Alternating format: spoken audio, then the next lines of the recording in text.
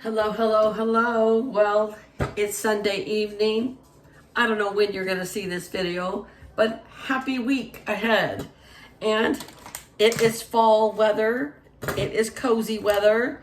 And so I am going to make a enchilada casserole. Super easy. It's a great way to stretch a meal. I'm going to first put in some hamburger. Usually I would put in about 1.5 pounds, but I have 2 packages of hamburger that really need to get used up, so it's just gonna be more meaty than normal. Okay, so I'm gonna put in 2 packages of hamburger and get that to frying. You know, I'm sure you can already tell, but it's Sunday evening and I am in my pajamas. And I was contemplating, should I go change into some normal clothes? And then I thought, why? Everything that is supposed to be covered up is covered up. And I'm at home, nice and comfy. And so I'm just gonna stay in my pajamas, okay, you guys? So, you know, I do a lot of my videos in my pajamas, so if you don't like that, probably don't want to be around me. All right, I'm going to tilt this down. You don't need to look at me all the time. But I have 1 package of peeled garlic here.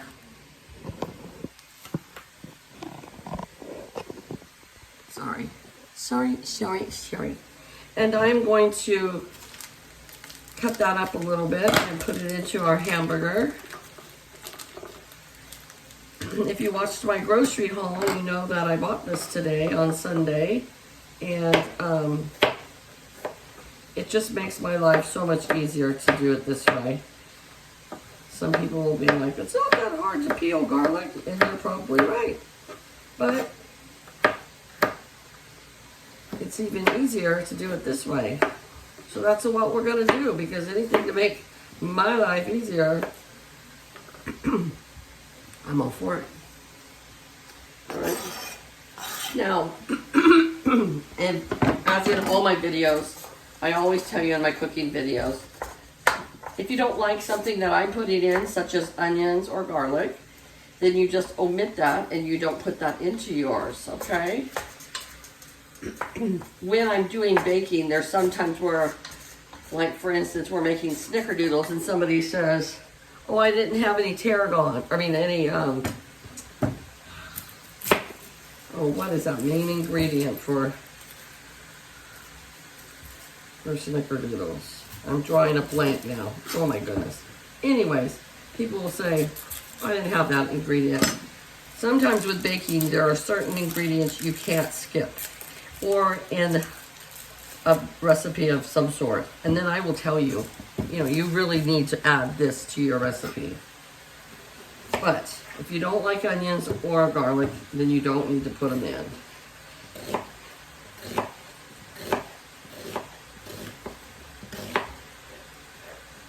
We like both, and we like both a lot. So we will put this whole onion in there.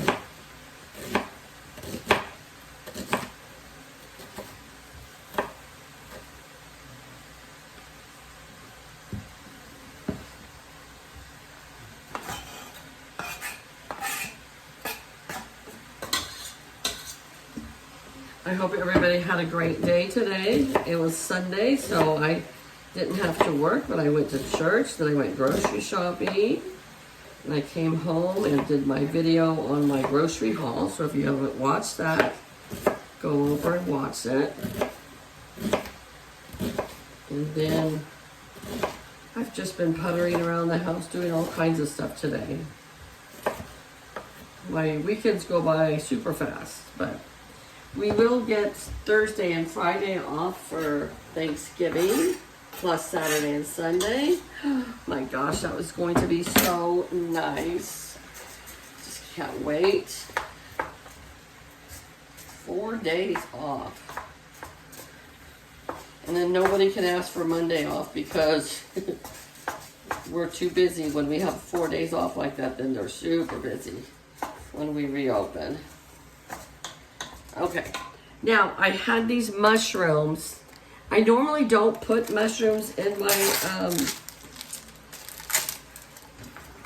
my enchilada casserole, but these mushrooms need to be used up, and let's not waste them. And we like mushrooms, it's just I normally don't put them in there, so I am going to put them in there this time. And it's just for my husband and I, and so basically we just put whatever we like in there, right? I'm trying to be better about when I buy fresh produce, not to waste it. You know, my biggest waste comes with avocados and bananas. And I always buy zucchini and say I'm going to do different recipes with it, and half the time I don't. So I need to really try harder with that, because you know, when you throw food away, you're just throwing money right into the garbage can. And we got to be better about that, you know.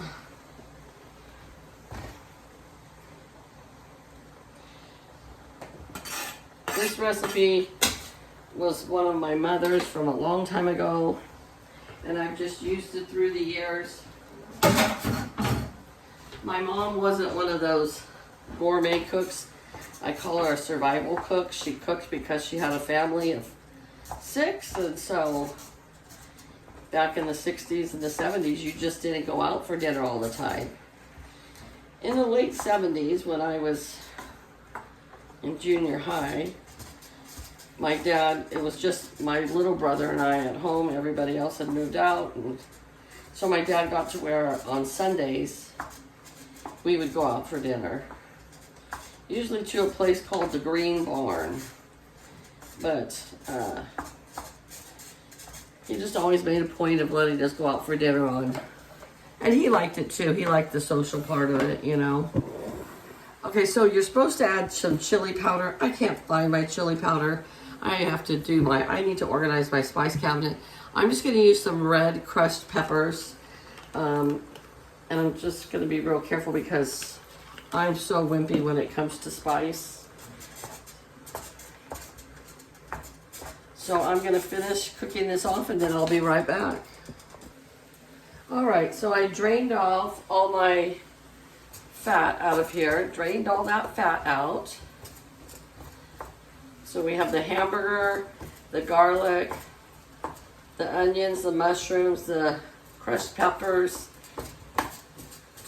And then I took 2 cans of sliced olives and 1 can of canned corn. Drained it all, and we're going to put that right in here as well. Okay. Now, the big thing that I sometimes do as a mistake is I make my mixture here too soupy, too watery, and then it just kind of makes your casserole kind of goopy, you know. I don't know how to explain it, but so I have some enchilada sauce here. I just have the mild, but you can use whatever temperature that you like.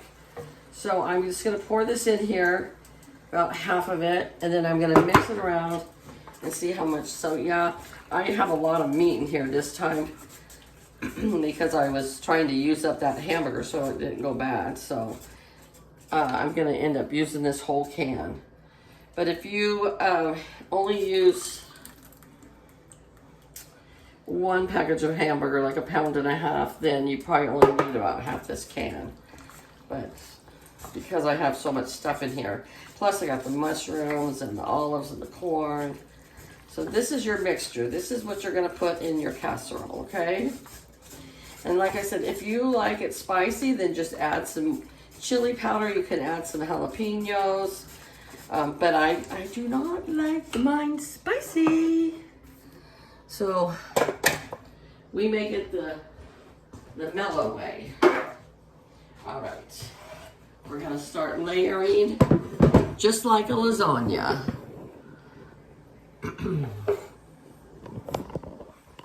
I've got my clay pan here. I love this clay pan. It's one of those that, you know, I got it from Pampered Chef, but you season it just like a cast iron skillet. You have to season it forever to get it perfect. And it takes years, and I finally have it nice and seasoned, and I love it. All right, I also have some Mexican blend cheese.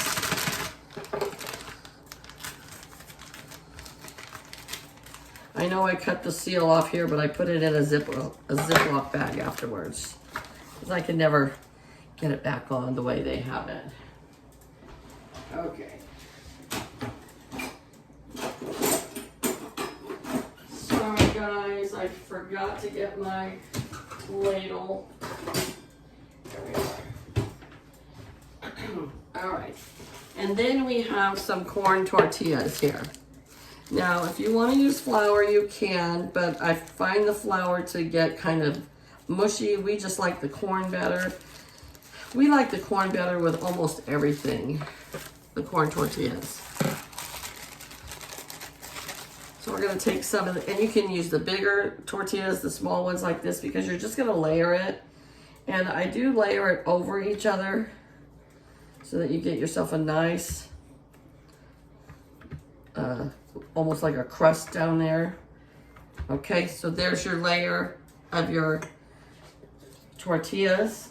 Now we're going to take and put a layer of our hamburger meat.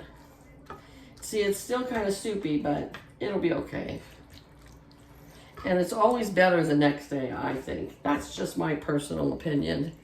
But it sure is good the first day, too. All right, so we have all that. Now, I am very liberal with my cheese. I like a lot of cheese.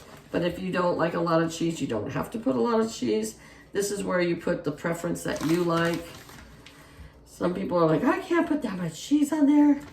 Well, then don't go visit Patty's house, because Patty always has lots of cheese. Okay, now we're gonna just do the same thing again. We're just doing 2 layers, and we're gonna layer it with our tortillas again. And then I have my oven preheating. Oh, it's already preheated actually to 350 degrees. And I am going to cook this for about 45 minutes. Just basically just to marry all those flavors together and to get the cheese all melted nice. And I do cover it with tin foil when I bake it. So here we go with our second layer of our hamburger meat. If you have a lot of meat left over, you can actually use it to make tacos or something with, but I think it's gonna come out almost perfect. We're not gonna have much leftovers. And my husband, he'll just eat it in a bowl. So I think I've got enough here for leftovers for him just to have like one, it's almost like a soup, you know? And he'll have that for a meal.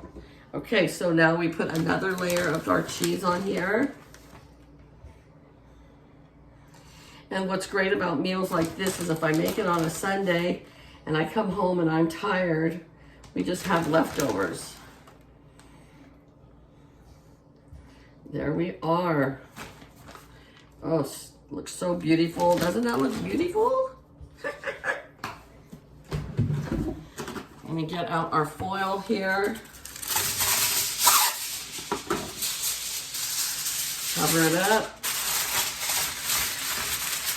I got the street corn salad mixture I showed you in my grocery haul that we are going to have with this. I don't know if the husband will want it, but I'm going to have some. He might not want it, and that's okay. And now we're going to put this into the oven. It goes. For 45 minutes. And I'll be back to show you when it's all done. Okay, 45 minutes, and I took it out, and it is absolutely perfect. Yep. I'm going to scoop some of this up for you and show you. I truly believe the second day it always tastes better, though. I really do. Because then See, it's layered just like a lasagna almost. And I bought this at the grocery store today, Mexican street corn, chopped salad mix. That's what it looks like. It's really chopped up nice and fine, so I like that. So we're gonna have some of that with our enchilada casserole, and there it is. Dinner is served. All right, you guys, have a great day. Take care, and I'll talk to you later. Bye-bye.